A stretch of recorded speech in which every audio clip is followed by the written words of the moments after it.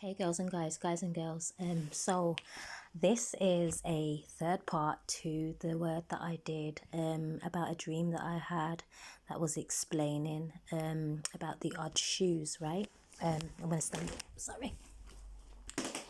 And God's been issuing it in my spirit just this morning to come on and speak about another version of what could be happening in someone's life right now when it pertains to who is coming in to you, okay? The person, your partner that's due to you, your God ordained spouse, whatever you want to call them, right? And I'm going to relay the dream to you again, right? I'm going to go over that part of the dream again, and then I'm going to give you what he's saying to me. That is the issue here for some who may come across this video, okay? Right, so I get into this place and I ask about the shoes, right? And the guy says they're on the way.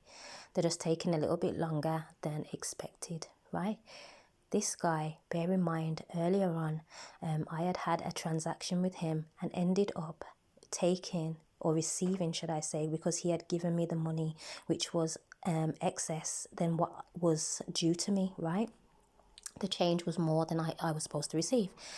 And he was looking through the books and he was like, there's been some kind of error, right? You could see on his face he was contemplating like where the money had gone, because he hadn't realized that he had given it to me, right?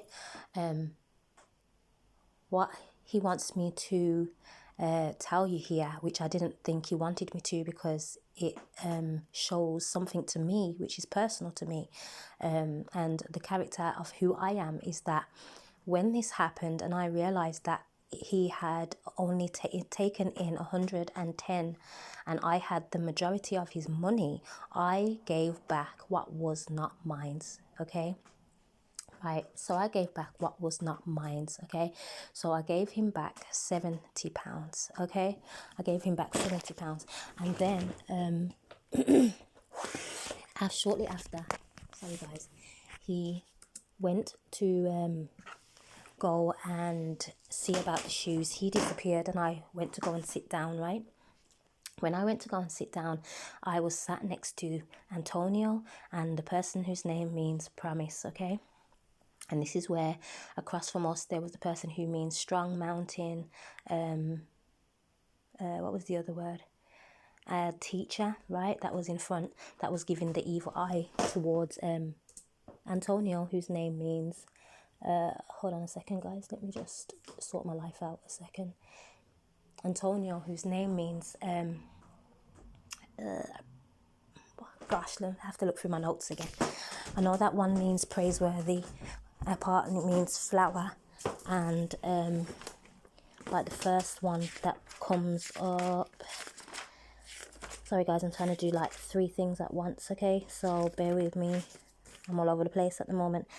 Priceless, right? So priceless, flower, and praiseworthy, is what Antonio's name means, and he was being given the evil stares. At this time, it was evident that this was my person, okay, because they was embracing the promise, which is close to me, right? And I embraced him, okay, and went into his chest. At this point, he had laid that area where I laid my head bare, okay, so my face was on his bare skin, okay. So shortly after, that's when the man comes over with the box of shoes, right? I'm going to give you the persona of the man. This man was indecisive in how he wished to treat me, okay? You could tell he didn't know whether he was going to turn his heart towards me or if he was going to turn against me. He was flippy floppy, okay? You could tell by his persona, and he put the box down in front of me, but then he vanished, like you didn't see him again shortly after that. And obviously the box that was in front of me was a pair of shoes, and the 2 pairs did not match, okay? Shortly after, that's when it switched to the scene where I was sat next to the person who I used to go to school with, called Rimal, and his name means branch and sand, okay? And I gave an explanation for those things, but I'm going to go over it again anyway, okay? So here at this section, this is where this is a different word for some people who are coming here to get this revelation, to get this message, right? There will be someone who is coming in, a love interest, right? A lot of people like to call them counterfeits or whatever, right? This person is not your person, right? They're going to come in, right, and offer you something, okay? Like, it's going to look slightly odd, but still pretty, still nice, right? It's going to be romantic, okay? It's going to be something that's going to make you wish to pursue it, okay? To go ahead with it. And what it's saying here is, do not take the bait, okay? Do not take the shoe, okay? Basically, do not put that shoe on your foot and run with it, okay? Because it can lead you to a place of destruction. You will be led to a place that is desolate, okay? And I say that because now I can give you a rundown. When I was leaning against Antonio and my head was on him and he laid his chest bare, that was him showing me his emotions, his love for me, and not just me, but for the promise, right? Because this promise was for the both of us. This was my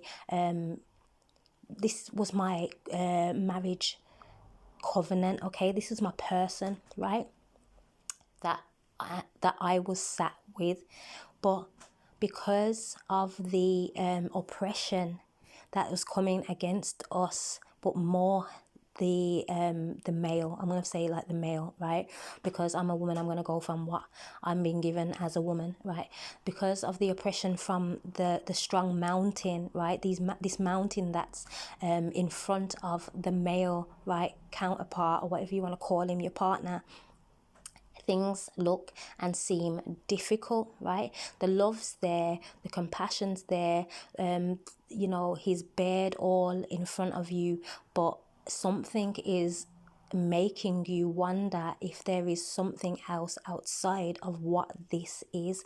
God is saying at this time, do not wander off from the path that he has set for you. This may seem like it's hard right now.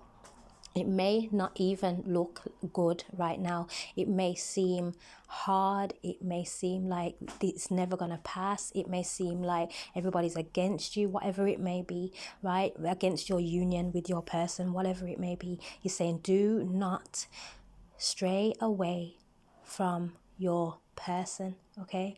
Do not do that, because it will be detrimental to you, okay? It will cause you to take a path that you are not to take, okay? You will be somewhere that looked like it was all glittering and shining, but in actuality, it's not for you, okay? Like they always say, what glitters isn't always gold. It's the truth, okay? I've been to places where the outside looked pretty, everything seemed like it was all in its place. And even sometimes, like I look at my home, right, and I'll say I've cleaned it to a certain degree, but I don't get to get down and gritty with the parts that are not so seeable, okay? So like, whereas when we was younger, my mom used to wake us up like on a Saturday or Sunday morning and say, right, we're wiping down the doors, we're going to wipe down the skirting boards and the radiators and things, right? I don't get a chance to do all of those things, and really and truthfully, I think I should, because I was brought up that way. But because work and things in life that come in, you just do base level, right? Cleaning, that's for everyone, okay? Some people have worse issues than me. Some of them really can't do anything and have to call someone in to come and do the work for them. Everybody's life is different. We're not here to judge anybody based off of that, okay? Because they could really be struggling. They could be depressed, have the spirit of depression on them, and anxiety and whatever else on them, right? And we pray for them, okay? We do not judge them or look down on them. So from this point, like, I had to evaluate myself as well to say whether I was actually doing the same thing, by saying, you know, it looks pretty, so maybe I should go over there. And then he brought me back to a dream, right? This is how he will speak to me. He's very strategic, right? He will remind me of things and dreams that I had in the past. Okay, one dream that I had was in regards to me being in a classroom, or what looked like a classroom, but it was massive in there, and I was in some chairs, and next to me there was a what do they call them, a presentation, right? Like, this man had this presentation and it looked all put together, everything was neat, all of his graphs were done well and everything. And then the guy in front of me, who wasn't so well put together, had a presentation and everything was kind of all over the place, and I didn't know what was happening. But he had this presence about him that exuded love, that exuded carefulness, a care for me. Like, you know, he made me laugh and things like that. So it was like, I know this person, right? Whereas that looked nice, seeing it, like, to my left, looking at it, it looked pretty, it looked, you know, all put together and everything. But in front of me, what didn't look so pretty and put together just seemed right. Okay, like, that was the place where I needed to be. And he's saying, in this time right now, that's probably what it looks like to you. That's probably what the situation with your person looks like to you right now. It doesn't look like they're together. It doesn't look like they're coming to a place that you want them to be. Like, they're not getting out of the world, they're not doing things the right way. It may look like whatever it looks like to you, okay? It may look like it's destructive to you, but this is where prayer comes in a lot of the time too. This is why I said we do not judge them, we pray for them, okay? Because our prayers really do work, okay? Someone was praying for me, and I know they was praying for me, because if they wasn't, I probably wouldn't be here today, right? And I know that sounds so cliche because you hear that in the world, but I'm being serious, right? Someone was really praying for me, and I give thanks and praises they was praying for me, because I don't know what would have happened, right? And I know this because he showed me exactly what was going on. And you know, I had to go from there and realize that there's a lot more than the eyes can see, okay? There's a lot more to life than what we are seeing. Our physical eyes only tell us what, you know, the physical world wants us to see, right? But spiritually, like, what is happening, right? Is this person evolving spiritually? Maybe they're evolving spiritually, but you can't see it physically, because they're doing this in the privacy of their own home, right? Even though they're surrounded by darkness as well, they're trying to do this, trying to work on themselves the way that they're supposed to in their own it doesn't even have to be at home, wherever they are, right? They're sitting with God and trying to become this better person, and they're trying to do this for you because they are bearing their heart, right, to you. They're showing you that their chest are laid down on his bare chest. That is affection. When you think of the chest and where your chest is, where your heart is in your chest, right, you think of your emotions. Like, this person has raw, loving emotions for you, and they're expressing that. But you have to want to stay and stick it out, right? You have to want to turn and say, even if you're not together at this moment, you're willing to try and wait for this person to become the person that you know and God knows that they're supposed to be, right? If you feel some kind of way about it, he's there. That's why he says pray to him, so that you can know what to do, what you need to pray for your person, so that they can become better, because your prayers are also helping them, right? You just gotta speak to him about the matter. But he's saying, do not accept that offer. That person is indecisive. That person that is coming into you is indecisive on how they feel about you, okay? 1 minute they like you, the next minute they're not so sure, okay? You don't need anybody who's not sure about you. You need somebody who loves you, because God says that he shall love his wife like God loves the church, okay? Right? Nobody who's going to love you is going to be uncertain about you. They already know who you are, right? They already know that you are their wife. They already know that they love you already, okay? So yeah, I feel like that's the end of it. I believe that's the end of it. So yeah, he's just saying, just Don't look on the outside appearance of things all the time, okay? It tells us, right, we're supposed to walk by faith and not by sight. So have faith in your person, okay? Have faith that God is doing the work that is supposed to be done in your person. Keep yourself still, okay? Stay still. Sometimes when we move around too much, we get ourselves into things that we're not supposed to get ourselves into. We can hurt ourselves by moving too much, whatever it may be, right? Stay still, okay? Just stay still. You being still doesn't mean that nothing's not happening. This is what you need to realize, okay? Sometimes when in the stillness, there's a lot going on in the spiritual, okay? At this moment, there is a lot that's going on in the spiritual. Last night, the attacks are unreal, okay? Especially since he's been speaking to me a lot and having me to come on here. I know that there are people who are trying to work against me, but I don't say the people per se, the spirits, right? There are the spirits that try to work against me. And I just wonder to myself, like, don't they get fed up of losing? Because no matter what, he will always win, okay? Even if you try and stop me, the word's still gonna get out there, okay?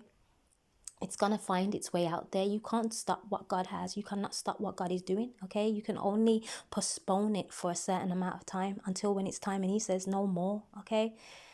The Bible verse that he has me go to, which is everybody's first in the beginning of the Bible and the beginning of time, is Adam and Eve, okay? When the apple was presented to her on the tree and she took it, okay? Total destruction, death, all the rest of it, okay?